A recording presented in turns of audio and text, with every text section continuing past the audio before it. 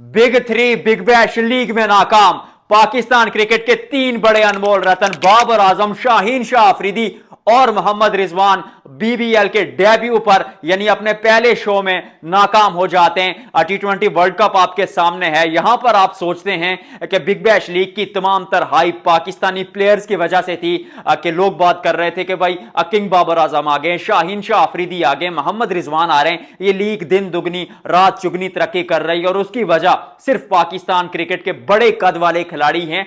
लेकिन डेब्यू पर वो फेल हो जाते और T20 वर्ल्ड कप जब आपके सामने था तो आप सोच रहे थे कि इस लीग में अगर ये खिलाड़ी परफॉर्म करते तो फिर T20 वर्ल्ड कप में जाएंगे, क्योंकि बाबर आजम की जगह 50-50 है, हैंगिंग इन बैलेंस के। आप सोचेंगे कि उनको शामिल किया जाए, एक्सपीरियंस भी है, पिछले 5-6 मैचेस में जो परफॉर्मेंस थी वो निस्बतन बेहतर हुई थी। एक 100 भी आया था वो 796 दिन के बड़े इंतजार के बाद। शाहीन शाह अफरीदी को कई लोग कप्तान बनाने का सोच रहे हैं कि T20 का कप्तान भी उन्हीं को होना चाहिए, सलमान अल आगा को आप ड्रॉप करके किसी और खिलाड़ी को शामिल कर दें, ऐसा पाकिस्तान के फैंस कह रहे हैं। और उसके साथ साथ मोहम्मद रिजवान के लिए आप कह रहे थे कि कीपर जो हैं पाकिस्तान के इस वक्त जो टीम में खेल रहे हैं वो हैं उस्मान खान। तो उस्मान खान की कारकर्दगी भी तो उतनी अच्छी नहीं है, जिस तरह की वो बल्लेबाजी करते उतनी तो रिजवान भी कर लेते, तो फिर रिजवान को भी लेके आए। और इस सारे मुद्दे पर आपका कोच बोला था माइक हैसन कि बिग बैश लीग में खिलाड़ियों के पास मौका है, खुद को प्रूव करें, परफॉर्म करें, टीम में आ जाएंगे।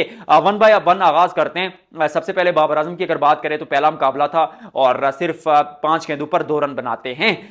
एक यहां पर जो थिंकिंग आपके माइंड में पहले आती है देखकर स्कोर कार्ड के भाई कितनी बुरी परफॉर्मेंस है, लेकिन टू बी वेरी ऑनेस्ट मुझे ऐसा लगता है कि एक तो 11 ओवर्स का मैच था, पहला मुकाबला था बाबर आजम का भी और उस लीग का भी, और पिच जो थी वो पर्थ की पिच थी। अब ऑप्टस स्टेडियम में जब आते हैं तो आपको एक्स्ट्रा बाउंस, एक्स्ट्रा उछाल मिलता है, और फिर 11 ओवर का मैच और बाबर आजम की जो नेचुरल गेम है उसके अगेंस्ट जाकर वो खेल रहे थे। जब आप अपनी नेचुरल गेम के अगेंस्ट कुछ करने की कोशिश करते हैं तो यू नीड सम टाइम, तो वो वक्त कल उनको मिला नहीं क्योंकि सिर्फ 11 ओवर थे। तो मे भी आप सोचें कि शायद अभी बहुत मैचेस बाकी हैं, बाबर आजम कमबैक करेंगे और आई एम श्योर कि जिस तरह के वो खिलाड़ी हैं इन पिचेस पर खेलना पसंद करते हैं। मेरी बात याद रखिएगा, शायद आप हैरान हो लेकिन बाबर आजम वाहिद पाकिस्तान के ऐसे खिलाड़ी हैं जो एशिया में अच्छा नहीं खेलते, लेकिन जब वो सीना कंट्रीज में जाते हैं वहां पर क्योंकि पिच में उछाल होता है तो बाबर आजम पसंद करते हैं कि वो पेसर्स को खेलें, और एशिया में वो अगेंस्ट स्पिन फंसते हैं और वो उस वक्त भी फंसते थे जब वो अपने कैरियर के पीक डेज में थे।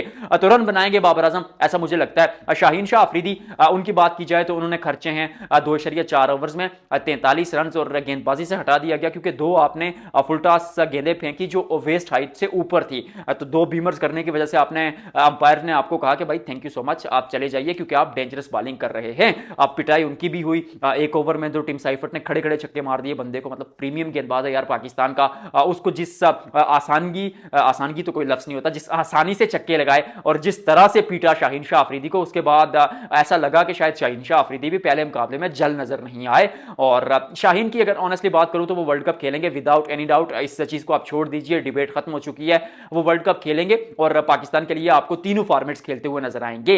लेकिन पिछले 5-6 मैचेस में उनकी कारकर्दगी देखे तो वो भी ठीक ठाक है। पिछले 10 मैचेस में भी बंदे ने परफॉर्म किया T20 क्रिकेट में। एशिया कप में भी अच्छी गेंदबाजी कर रहे थे, ओडीआई में हैंगिंग इन बैलेंस 50-50, लेकिन शाहीन खेल जाएंगे। असल मुद्दा मोहम्मद रिजवान का है क्योंकि मोहम्मद रिजवान के लिए उनके पास मौका था कि ओडीआई में आपने एक 50 बनाया, यहां पर अगर आप खुद को प्रूव कर देते तो उस्मान खान को ड्रॉप करके शायद आपको टीम में शामिल कर दिया जाएगा। लेकिन आपके कोच को लगता है कि उस्मान खान स्पिन को अच्छा खेलते हैं और पाकिस्तान T20 वर्ल्ड कप में अपने मैचेस श्रीलंका में खेल रहा है जहां पर अमूमन गेंद पड़ने के बाद नीचे रहता है, स्पिन कंडीशंस होगी तो वहां पर उस्मान खान के साथ जाया जाए। अब उस कोच की थ्योरी को, उस थिंकिंग को हराने के लिए रिजवान को यहां पर परफॉर्म करना था और कुछ अलग करना था। पहले मुकाबले में नहीं कर पाए। I know it's too early, पहला मैच था, थोड़े हाथ पांव फूले होते हैं, पेट में तितलियां होती हैं, उनको बैठाना पड़ता है। उम्मीद है कि खिलाड़ी अगले आने वाले मैचेस में रन बनाएंगे, लेकिन बहुत हवा थी यार। वो ऊंची दुकान फीका पकवान वाला हिसाब हो गया क्योंकि बातें तो बहुत हुई, लोगों ने कहा रिजवान, शाहीन, बाबर आएंगे, बिग बैश लीग पहले कोई देखता नहीं था, उस पर कोई शो नहीं करता था,